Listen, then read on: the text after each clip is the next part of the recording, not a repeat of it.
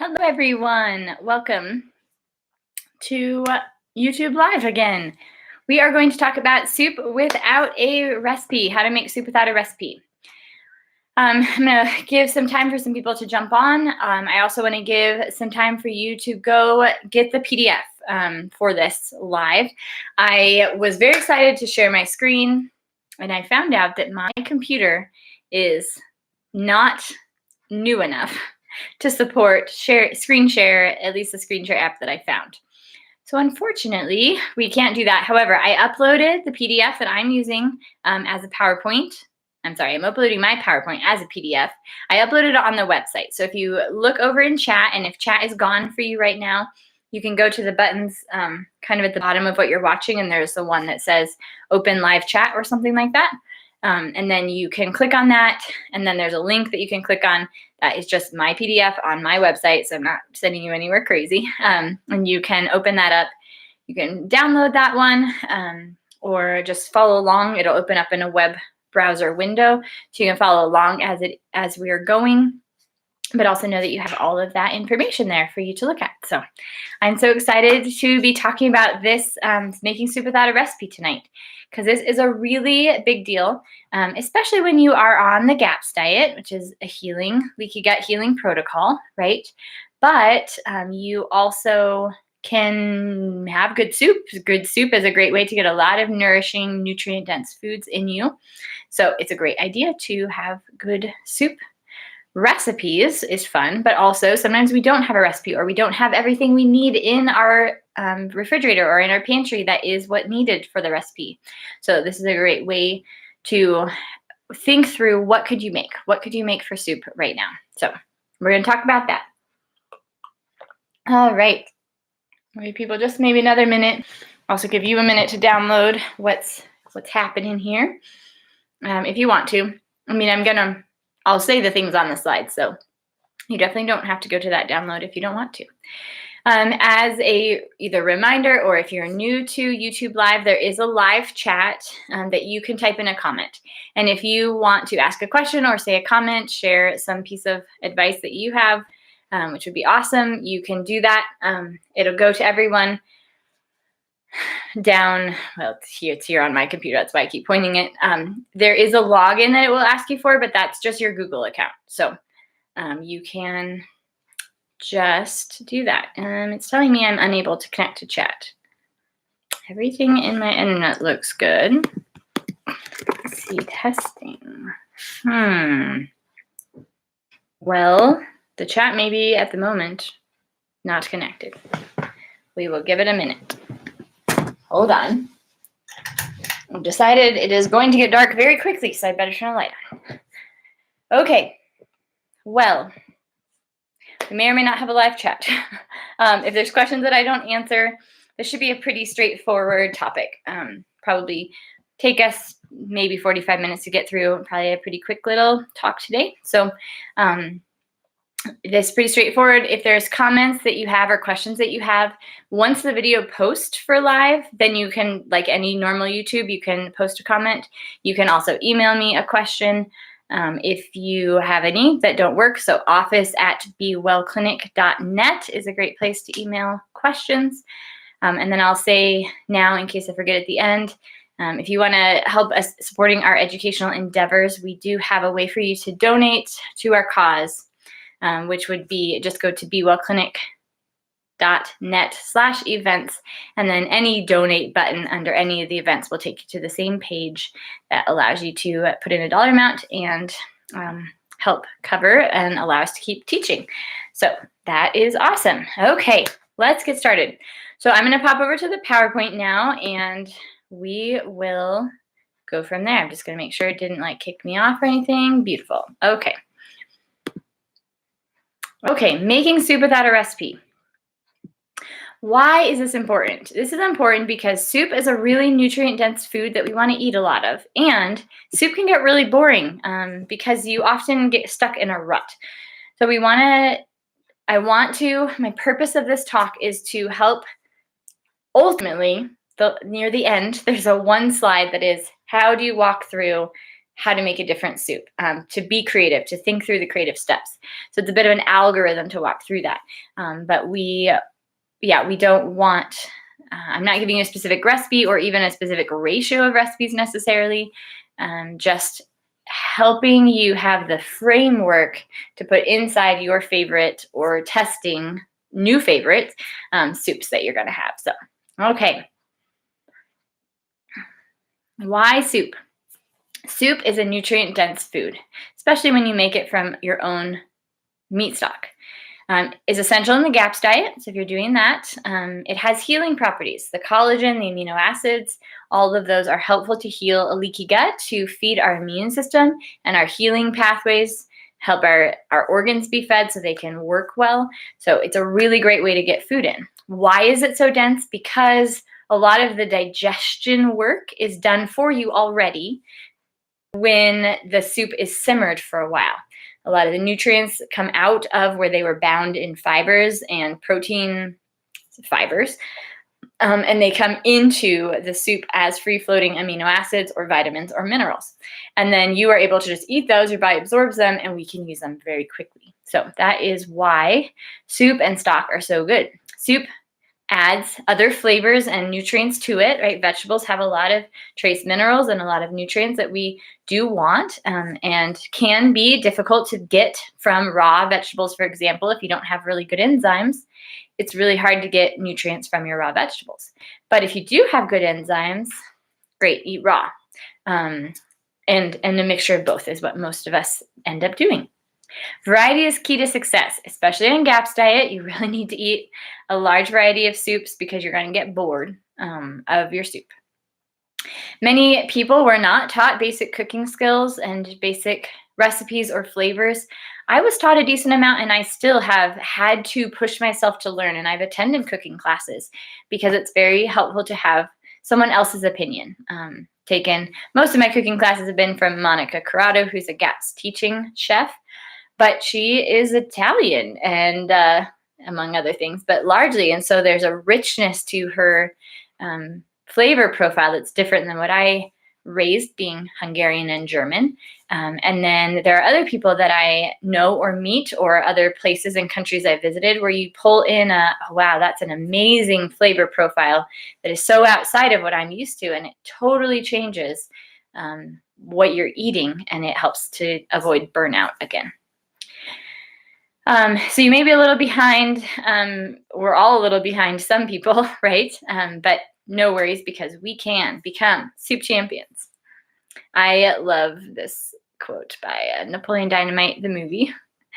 Like nunchuck skills, bow hunting skills. So basic cooking skills. I didn't change it because, I pulled it from the internet, but it could be. All right. Next slide, a little about the why, a little more. Why do we consume meat stock? Again, collagen and gelatin are very healing and soothing and nourishing foods. Amino acids are really important for health, healing, and inflammation reversal, meaning completing the healing process. It's very soothing and heals a leaky gut. So how much meat stock should an adult eat? If we are healing, if we are in GAPS, my recommendation for an adult is 3 to 6 cups a day. And a child is about 1 to 3. You can have more if your body wants it, definitely. But if you are just wanting to add some nutrients to your diet and not have to feel like you have to have so many, maybe consider a mug at dinner or a mug at breakfast. As it gets into summer, I love drinking stock in the morning, kind of as a warm beverage, and I drop a couple either full eggs in it and poach them over the stove, or I will separate the eggs and drop yolks in them after I put it in my mug and let those yolks warm up but still be runny, which is a very great way to add even more nutrition and density to your diet. When do we do bone broth? We're not going to talk about bone broth today much, besides some comparisons, but it's a totally fine food when your gut is healed. So leaky gut, we want meat stock because it's what heals and seals that gut lining. Bone broth has a lot of minerals and other things, which we'll see on the next slide. But bone broth has high glutamic acid, and high glutamic acid can be neurologically irritating. So people can get migraines or muscle aches, joint pain, If you already have seizures, then it may cause a seizure if you drink a ton of bone broth. So there's a lot of reasons to drink meat stock instead of bone broth. But once your gut's healed, bone broth is a perfectly great food. It's great for two ways. It's good for minerals, and it's great for reusing. The bones that you use in your meat stock, you can save and make in a bigger batch. You can make in a bone broth batch. So you can actually use the same bones twice and really get all the nutrition out of them that is there to get, which is awesome and a great way for us to be sustainably eating, budget eating, all of those types of things. So it's very, very good. Bone broth is great, but not if you have a leaky gut.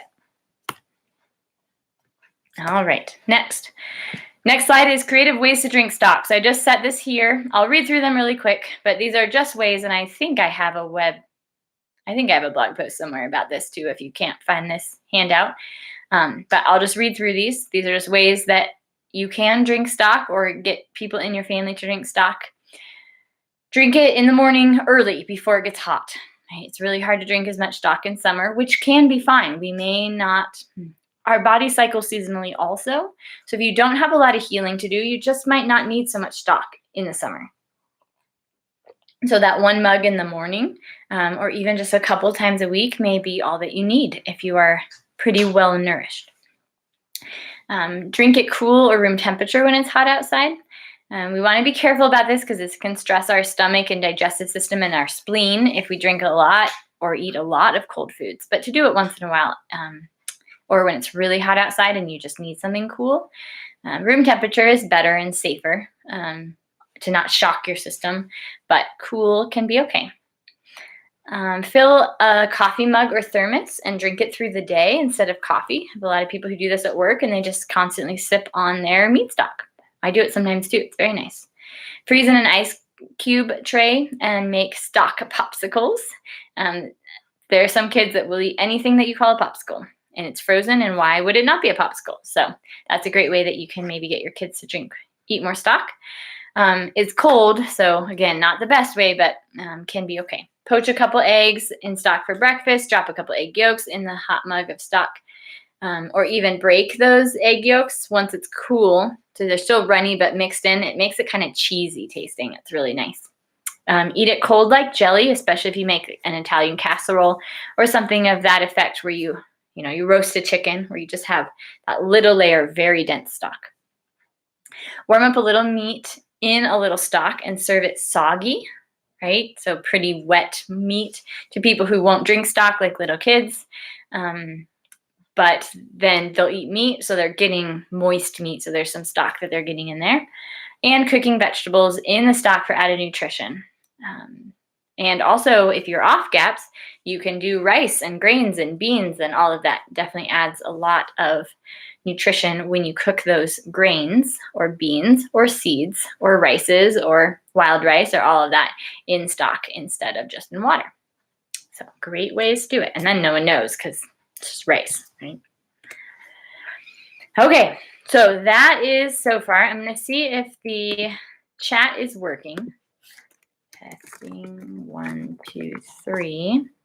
Nope. Okay. I'm not sure why I'm not able to connect with chat. I don't know if other people are either.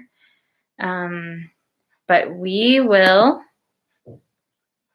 just be okay with that. So I'm not going to check again.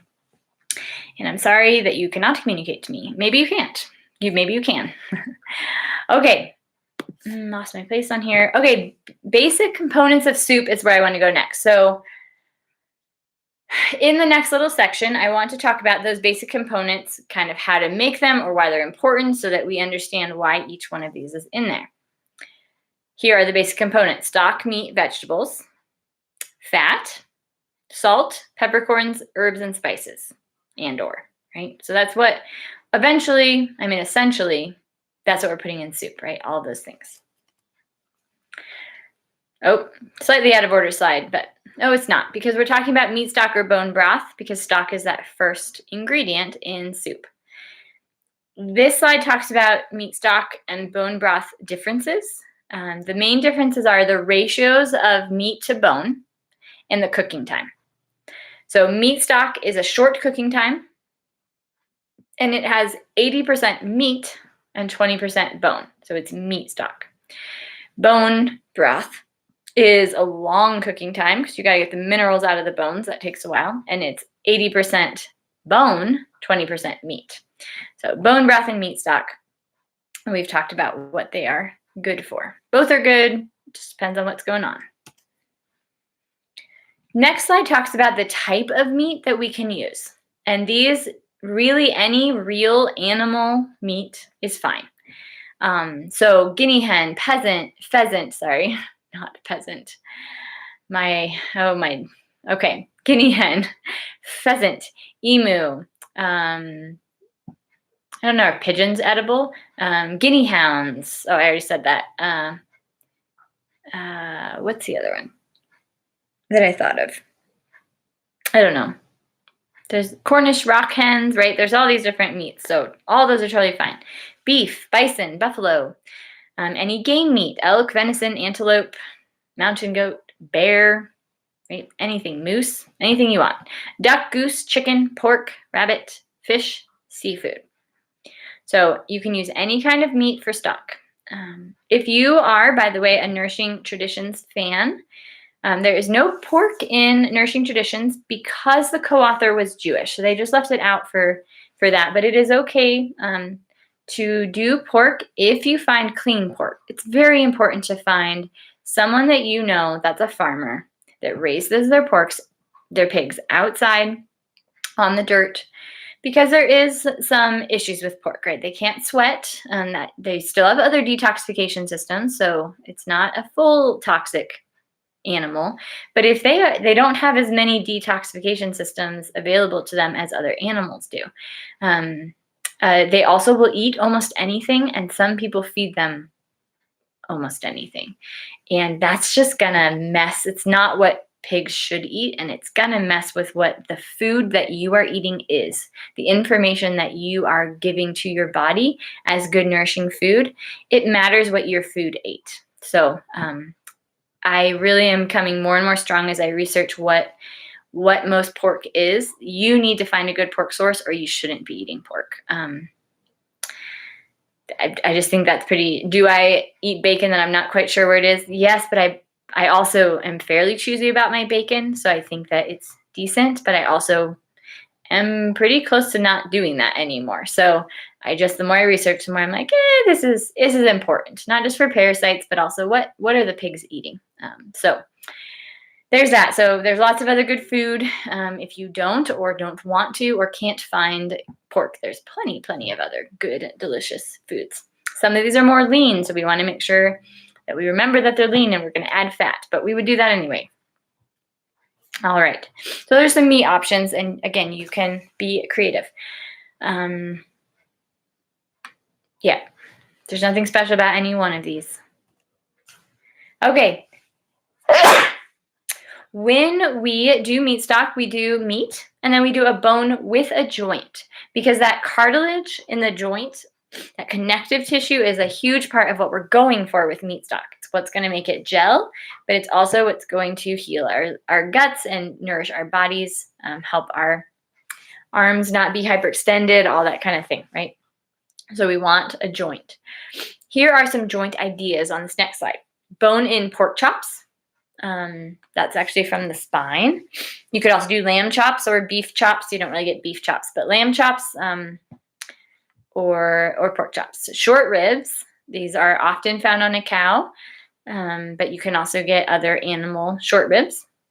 Lamb shanks or other. You can get pig shanks. They're usually called something different, but it's the knee joint on the animal. So it has a little bit of, it's mostly their like calf basically. And then it's kind of up to here, because then this is where the leg of lamb, for example, is. So the ankle bone, this is hooves and hair, and there's not really any meat here.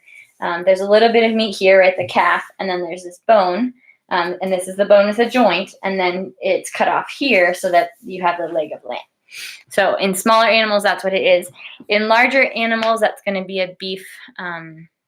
Soup bones often is what those are, but a lot of those are femur or tibia bones, and not the joint bone. And then you'll get knuckle joints in the beef, which are totally fine, but you'd only want to throw like one knuckle joint in, and you'd want lots of meat with that because it's a pretty big 80-20 ratio. Knuckle joints are fairly big. So yeah. Okay, chicken drumstick. So not everyone wants to or can, or it doesn't work, or you have too little of you to make a whole chicken for stock. So you can do drumsticks or chicken wings. That's a lot of bone and joint and skin, which are all very nourishing, dense foods. So you can do that. Whole chicken cut up so the joints are exposed. A whole fish, you can fillet it or not. Oftentimes I'll fillet the fish. A lot of people, you fillet it, do the fish, and then heads and eyes and all, whatever you get from your fish market. You want to get an oily fish for this. And then later at the end, you can put in the fish meat kind of at the end to eat it. Otherwise, it's way overcooked, and you don't need to do that. Knuckle bone I put in here, and then other joints. I have friends who raise a lamb on their property for me and for them. So we butcher every year.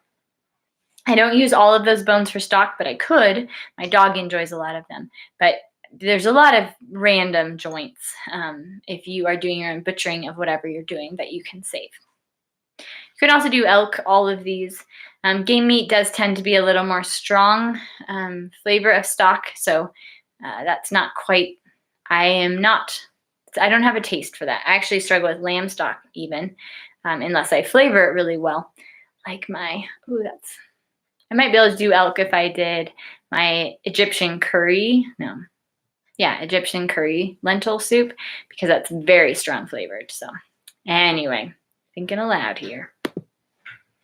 Okay, here's just running through the steps to make stock. Choose your meat and your bone with a joint. Preferentially, choose bone and joint and meat of the same animal. It's not essential. But I say that because some people will see writings and they have all the options I just had, and they think they have to find all of those options, but that's not at all true. You can definitely just do pig, or just do beef, or just do chicken. Okay, add to pot after exposing joints. Okay, so expose the joints, meaning cut up the chicken if you need to. Cover with filtered water, about 1 inch or maybe 2 above. We don't want to dilute this too much, or you're going to have too diluted of a nourishing effect. Bring it to a boil, and then there will be some scum that forms on the top. That scum is impurities. So it's bacteria that you just killed from boiling it, maybe blood that didn't get fully drained. It may be dirt. It could be anything. So it is how I tell the quality of my chickens and why I choose the chickens that I do and don't choose the other chickens I don't. Because I'll buy a chicken that looks like, it's antibiotic free and organic or free range or something like that. So I'll buy it, bring it home, make stock, and see how good does it do? Does it pass my test? If there's a lot of scum, if it smells, if it's gray and like flat, it's gross looking. Then I know I may give it a second chance, but that's probably not a chicken I'm going to buy again. So I right now buy Mary's organic or Mary's free range chickens at Natural Grocer. And those I found for price point. There are some really nice chickens you can buy for $25 to $35 a piece from local farmers, which is awesome. I can't do that really often right now. So I get the best I can, but those ones, the free range, are better than Costco's organic chickens were, at least for quite a while. So I just go on the quality of scum. Okay, skim the scum, and then you add your aromatics and vegetables, simply because if you didn't, they get in the way when you're trying to skim the scum. So I put my bone and joint in, bring my water to a boil. While it's coming to a boil, I cut up my veggies and cut up my aromatics and herbs and whatever I'm going to use. And then as soon as I skim the scum, I put them in and then find the simmer. You want to simmer an appropriate time for the size of the animal. Chickens are going to be 1.5 hours to 2 hours. And then your beef and buffalo, you're going to cook maybe closer to 6 hours. We never want to go over 8 hours. Then we are getting into bone broth territory, high glutamic acid territory. So less than 6 hour cooking time, and much less for some of the animals. remove from the heat, and then cool and store properly. Let's talk about storage tips. Temperature matters when we're storing. Cool your stock or soup to room temperature before moving it to the fridge. This is important because it helps prevent bacteria growth. If you put a hot anything, jar or pot of soup into the fridge, the outside will cool, and then it actually, because the energy is different in the water, right? It will separate. So there'll be a cool layer here and a warm layer here, and this will actually stay warm and circulate and is a great breeding ground for bacteria, whereas the outside is cool. So you want to have it come all to room temperature before you put it in the fridge. And then if you're going to freeze it, especially if you're going to freeze it in glass, you would want it to be refrigerator temperature for at least 12 hours, like well chilled. You know that it's good.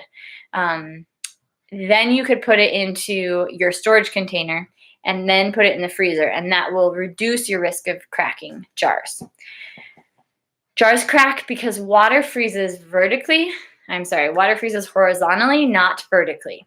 So even if you leave headroom in your jar, when you just have especially stock, there's a lot of things that will expand in a gelatin, in a form, right? And so it expands this way and cracks the jar, even though there's room up here. There are special jars apparently for freezing liquids. You could try those. You could try like glass, what are they called? Tupperware, containers, glass food storage containers. Or if you have really cooled your stock and it's really room temperature, fridge temperature, you could pour it into BPA-free plastic bags. This is what I usually do. And then I'll freeze it in a container size so that it lays flat, like moms will with stored breast milk, right? So you lay it flat and then you just sit up, and you can get quite a bit of stock storage. So we want to make sure that we're not heating the plastic at any point in this. It's obviously not the most ideal, but it's important to have some stock in the fridge so that you can eat some if you need it, if you're sick, if you get sick all of a sudden and all you need is stock and you live alone or your kids need you and you just can't make more stock at that moment. Well, it's great to be able to pull it off. I pop it on the counter and break it in half, pull the plastic off, and put the frozen chunks of liquid right in a pot, and it's boiling in 10 or 15 minutes, easy. So it's a really great way to have that kind of emergency quick meal that you can pull out at any point. The rest of the slide says water freezes sideways, and I said all the things that was there without me looking at the slide, so good job. Okay, I'm going to talk about histamine for a minute because histamine comes up a lot when we talk about stock and bone broth and meat. Because histamine is meat is a quote high histamine food. But let's talk about what that means. Number one, if your body isn't tolerating histamine very well, your liver has a problem. It should break down histamine in normal food that you normally eat just fine. In fact, most of human history, we had very high histamine meats and did great. We throve off of that. What's a high histamine meat? As bacteria break down meat cells, right, like flesh cells, if you will, they're going to release histamine. Like that process is going to increase the histamine that is available and unlocked that your body is going to respond to. If you have a lot of histamine that is out and is being responded to by your body, what's up with your liver? Right? Why can't it break that down? Because again, I got off track. Human history. We didn't have refrigeration for a really long time. There was meat. It would just be left over. A friend of mine was telling me a while back about her grandpa or uncle or somebody. He never used his fridge for his meat. He kept it in the cooler basement, and he would go and cut off a slice of the mold and throw that away, and cut off a slice of the meat and eat that. And it was just how he ate. Probably had a great immune system because of that exposure. And that's an incredibly high histamine meat. It's long leftover, no refrigeration to slow the bacterial working of that breakdown of those cells. So that's histamine. So number one, we need to address the liver. GAPS diet, by the way, is great for that. Number two, in the meantime, what do we do? So in the meantime, when you have a histamine issue or you're noticing, maybe I'm sensitive to histamine, we want to heal and seal the leaky gut. That is very helpful. but we may have to modify a little bit how we do it. So we may need to make meat stock fresh and make meat fresh every day instead of leftovers, right? Because the leftover, the time is going to break that down. Or you freeze, but you can't do, so that really slows, or a fridge under 36 degrees, 38. Someone told me once, I can't remember. A cool fridge will slow it down without getting all the way to frozen. So just eat fresh meat, fresh stock, make fresh stuff, or freeze it as quickly as possible. Chill it on room temperature in small containers so you can get in the fridge faster, so you can get in the freezer faster. Interestingly, ferments are opposite. So the longer a ferment ferments, the less histamine there is. So people who have histamine issues doing GAPS, they will put up some sauerkraut, and they don't open it until 6 months or a year later, when almost all the histamine has now been processed completely out. So fun fact. Okay, so we've made stock. We have some meat choices. So what is our meat choices? Excuse me, when adding meat to your soup, there's a few options. Let's say you made a whole chicken. Well, you can definitely eat that chicken. It's not been cooked that long. The breasts may be a little bit done, and sometimes I'll pull them out actually and not cook them in the stock. But everything else is going to be totally still edible, because we've only cooked it for a month, an hour and a half, maybe 2. Not a month, an hour and a half, maybe 2. So we may just debone that chicken, put the bones to the side, put the meat back in, all the skin and cartilage and all that yummy stuff, put it back in and use that as our meat in our soup that we're doing. We also could do fresh meat, like the chicken breast you pull it aside, or add another package of stew meat or something like that and cook it fresh and new. You can do some ground meat, like loose, or you could do ground meat made into meatballs with or without vegetable or onion or other pieces in it. You could add fish, you could add shellfish, right?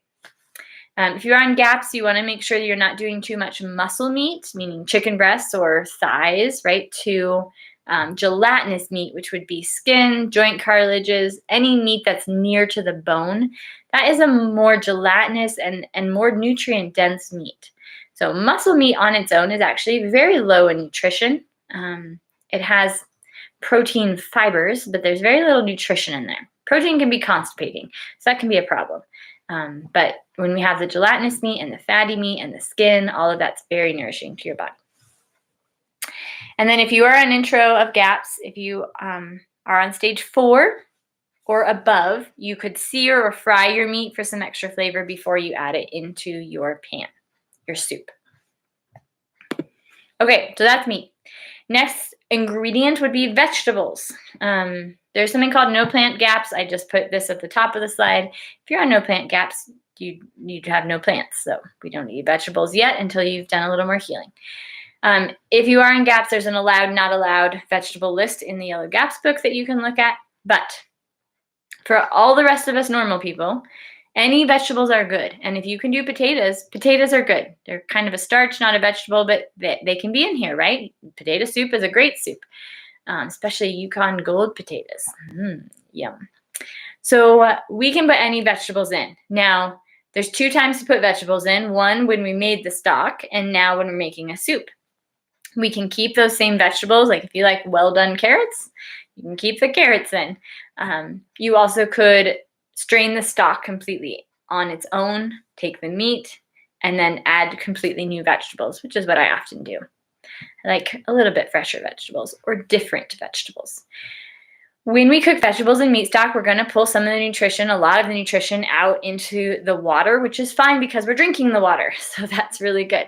It's also going to start unbinding the nutrients that are stuck to those fibers to allow them to be available for our body. So it again is doing some pre-digestion work. The amount that you cook your vegetables, generally we want soups that are, they need to be done, but you don't necessarily have to go to soggy or anything like that. If you're having issues with gut pain, gas, bloating, gut dysbiosis, meaning your bad flora, pathogenic flora is kind of overwhelming the system at the moment. If you have any bleeding or ulcers or anything like that, you want to avoid raw fiber or even lots of fiber. So celery may not be a good choice for you, for example. So whether or not you're doing GAPS, if you have those types of symptoms, I would recommend avoiding eating very fibrous or very starchy vegetables. All right, and again, potatoes are not on GAPS. Since we're in and out, let me just clarify that. Okay, next slide is fat. Right, we're talking about all the different components of soup, right? Healthy fats help with healing. Hooray! What are healthy fats? There are good plant fats, plant oils, I like to call them. But when I talk about healthy fat that are healing, mostly I'm talking about animal fats. Lard, tallow, any kind of drippings from your chicken or your duck or whatever, right? Also, you're going to do butter and sour cream or creme fraiche. And I feel like there's one other big one I'm forgetting. Ghee. So all of those different fats are very healing. You should eat what you want. You should eat how much you want. I really have people try to get at least half a cup of added animal fat in. So you put a tablespoon in your soup. You eat a whole bunch with broccoli florets, like butter with broccoli florets, right? You can fry your steaks in fat. A lot of times I will fry up onions and garlic, right? And then you can add those to your soup. But also the fat, I put it all in there. So that can all be good. If you are having nausea, fat digestion issues, burping, nausea, upset stomach, feeling of fullness, headaches, heavy head, lack of appetite, your bile is probably not moving well enough to digest the fat level you're eating right now. You want to get your bile moving. So we want to eat fat, and there's ways to get the bile moving. So talk to someone or research about that. Things like ox bile or sauerkraut juice or any fermented juice, beets, cabbage, these are all helpful to help our bile get moving, because bile is going to move toxins out. So we want to eat fat to move toxins out and get the bile thin and moving easily.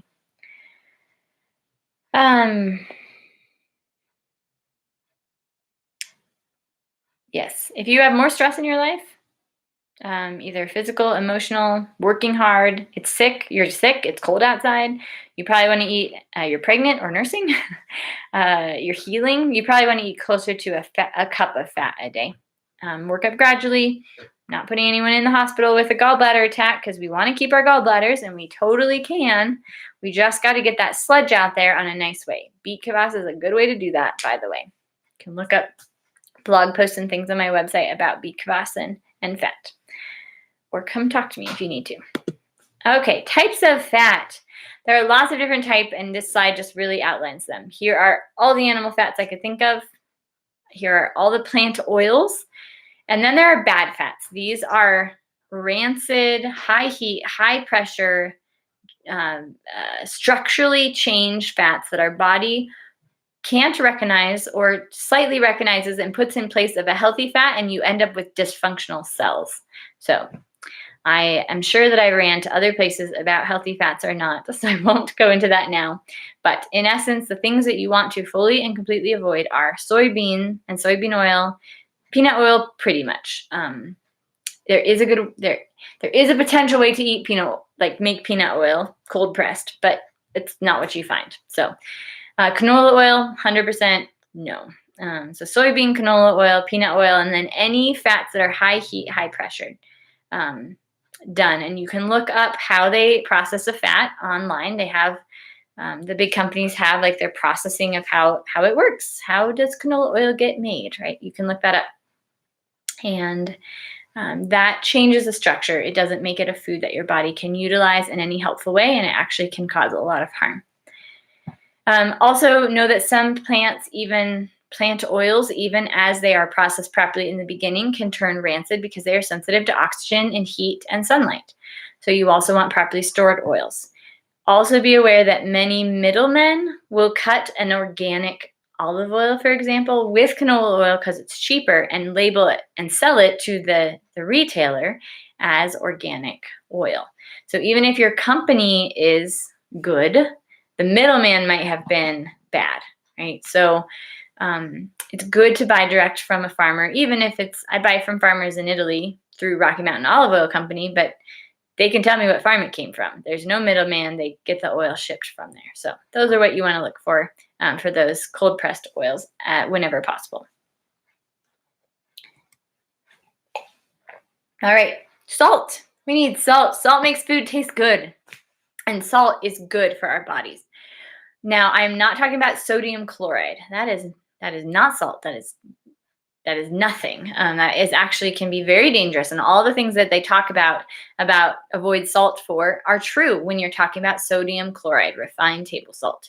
So that is not what I mean ever when I say salt. And often I say minerals because salt is so put into our head as bad. I just want to call it something different.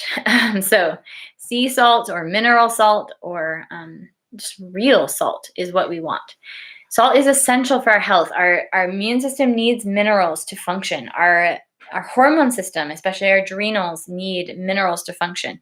Detoxification requires a lot of minerals to happen, for those metabolic processes to happen. The brain needs minerals to work properly, specifically sulfur and others. But you just need a lot of minerals, and a good, real, whole, actual salt is where you get a lot of that. That's where we meant to get it. Stock can be made with or without salt, like the original base.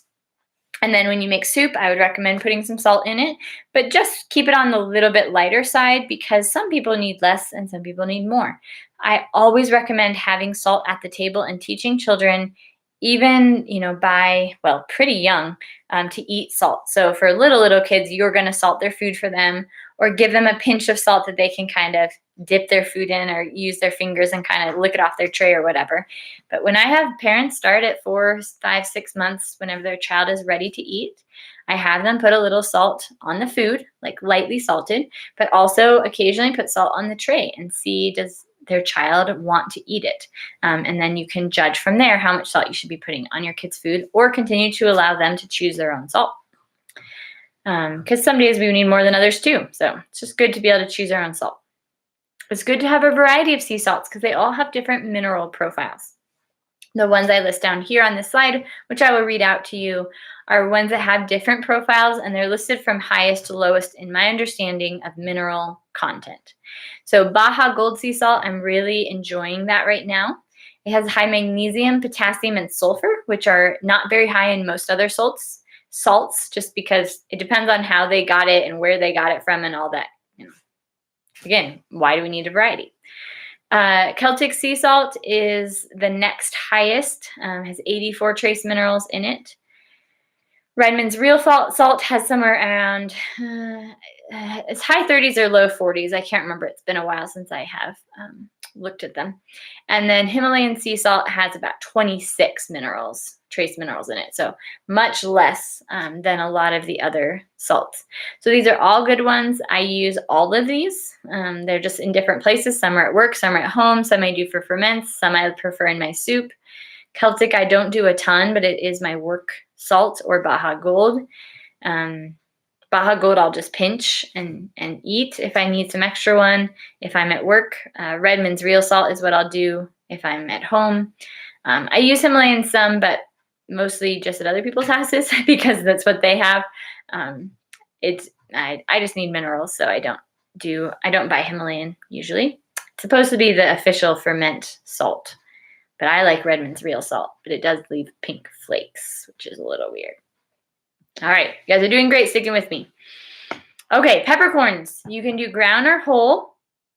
You can do them in your stock, but you can also put them in your soup.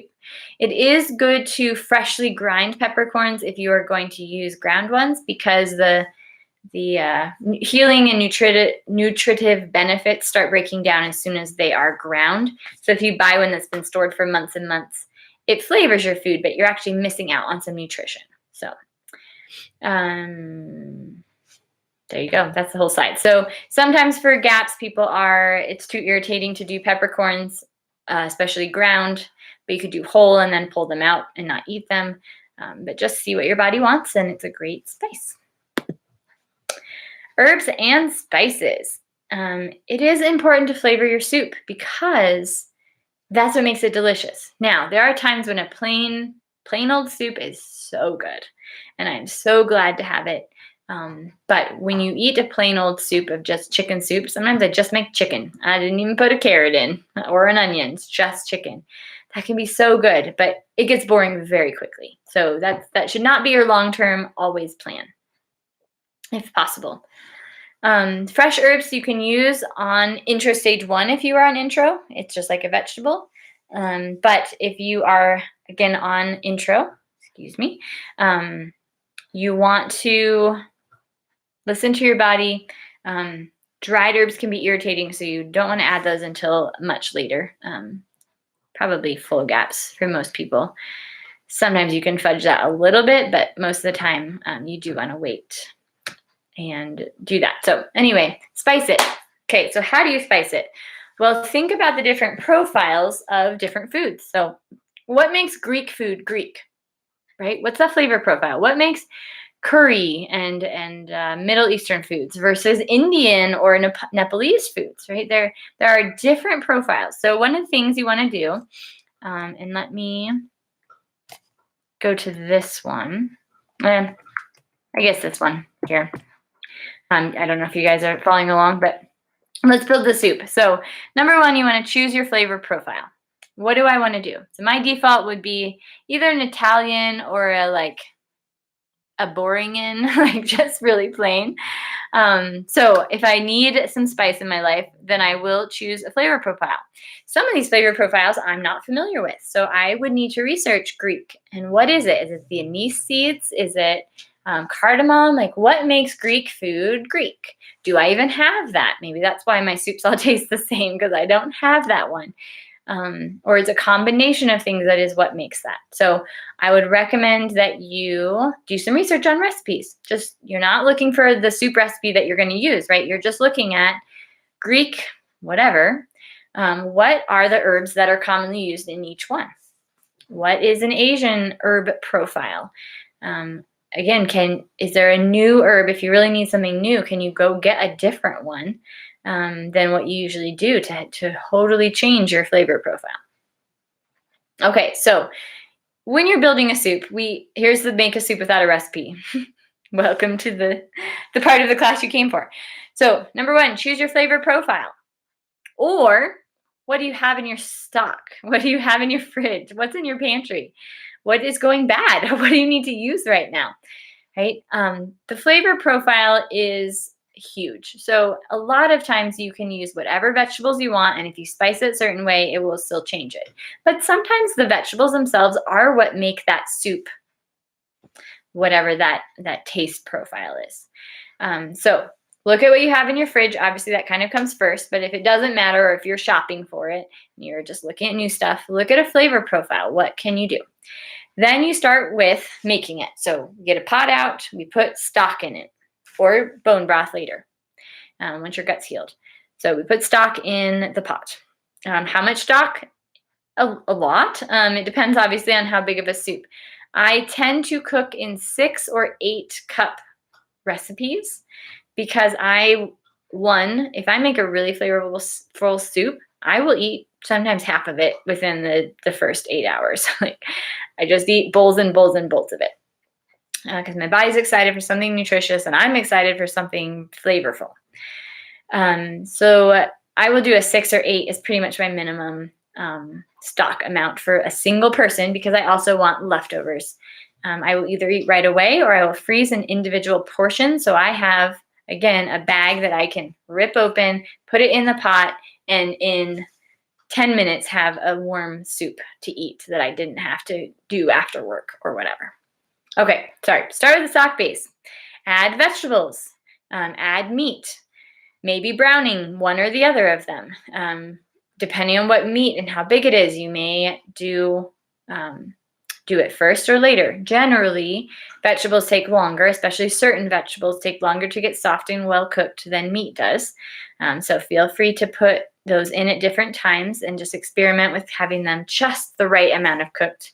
But some harder cuts of steak, for example, it's kind of nice to well simmer them, vigorous simmer, for 20 to 40 minutes. And your vegetables may get pretty soggy by then. So especially kale or spinach, right? You're not going to put that in right away. You're going to do those kind of near the end.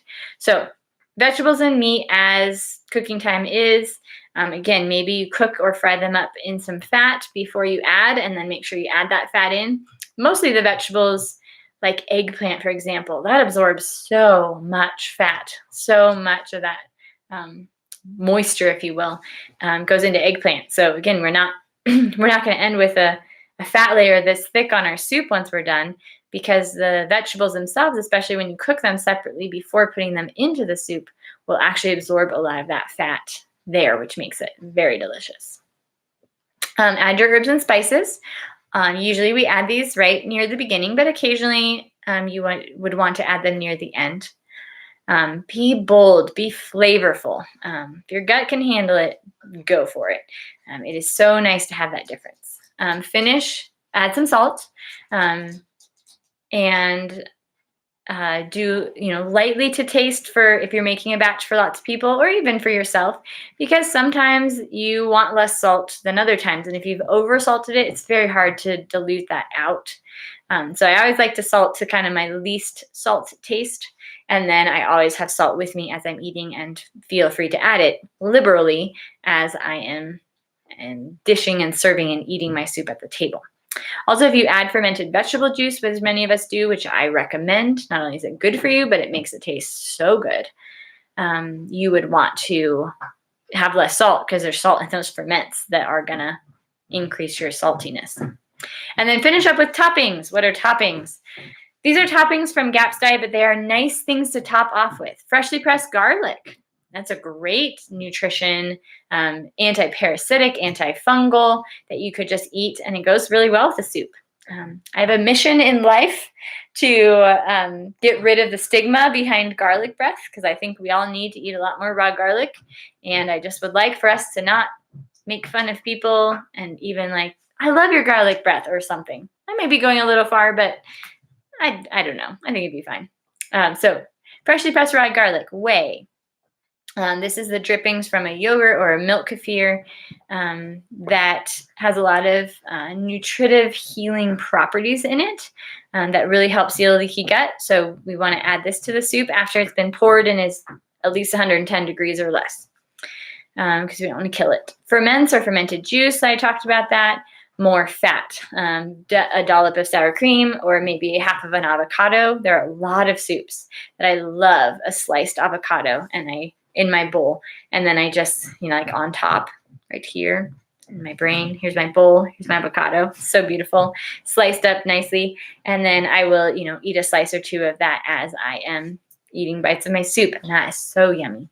You can also put butter or lard, ghee, anything like that, kind of in the soup and stir it in if you maybe didn't have a lot of fat that you added otherwise, or if you just are wanting to eat more fat. It makes it creamy and rich and delicious. Things that make soup taste good are fat and salt and acid, right? There's a whole thing on Netflix about that. So all of those are going to be good in the right proportions to do. Okay, last couple slides. In soup making summary. First, choose a flavor profile, then add within your idea, if it matters, definitely will for herbs and spices, stock, meat, vegetables, fat, herbs, spices, and salt and pepper. Simmer for 20 to 30 minutes. Again, there may be some difference in that depending on what meats or what vegetables you use, but everything should be soft, well cooked, and the flavors meld together. Then you put it in a bowl, add your final toppings, and enjoy. So that is it. You are a soup champion. Go forth and share your soup knowledge with the world. As with all skills, this needs to be practiced. I have stretched myself greatly in this skill because I have done a lot of soup in the last 7 years. And I was totally fine with the plain carrot, onion, chicken, like over and over and over again until I wasn't. And then I really had to stretch myself because I was just not eating soup or stock at all, which is just a good food to put in your diet sometimes. So I did this. I looked up different profiles. What's going on? I really stretched myself this last year, and there's a lot of soup recipes on my blog like jambalaya that I really went, okay, this is a soup, or this is a very different soup. It's either popular soup or a different type of soup than I usually eat. what can I do? What can I do to make this GAPS legal or Weston A. Price legal, right? I'm not all on GAPS anymore. My food happens to default mostly to GAPS because it's very nutritious, and I need to feed my body and my brain a lot because I push it really hard. So it's well nourished, it's happy. So that's what I do. It's nice to have a different flavor profile. So I've really enjoyed that. Stretch yourself. Ask your friends, what is that soup? One friend of mine is who stretched me out of flavor and made me realize I'm not actually bored of soup. I'm just bored of boring soup. And so she put a ton of herbs in her soup, and it was so good. And I realized that I need to do something different, and that really springboarded me. So I picked a flavor profile, and I made a whole bunch of soups, just as last year especially. Look at what you have in the fridge and try to find something that would make sense for that, that's maybe outside of your norm thinking based on what's in your fridge instead of what's in your normal, right? So those would be all different options to do. Okay. Now would be the time for questions. I'm guessing chat is still not working. Sorry that my dog is now eating a bone right next to me, but we are done. So thank you all for your attention. And again, the link, in case it doesn't come through live chat at all, if you go to, I will put it it's in the description. That's right. I put it in the main description of the video already at the bottom. So there's a link there that takes you to the PowerPoint that goes with today. Love if you could head over and donate if that's something that works for you right now. If not, totally fine. God is providing well for us. I'm not worried, but I know sometimes that's how He provides, so that's cool. And let me know if you have any other class ideas that you would love to see. We have a ton of classes every Tuesday night in May about all sorts of things, so check that out. You can set yourself reminders to come on when we go live, straight from that video. And these videos also post and are saved, and you can share them and watch them again, and that's so awesome. So thank you for being with us tonight, and I hope you all have a lovely night. Bye.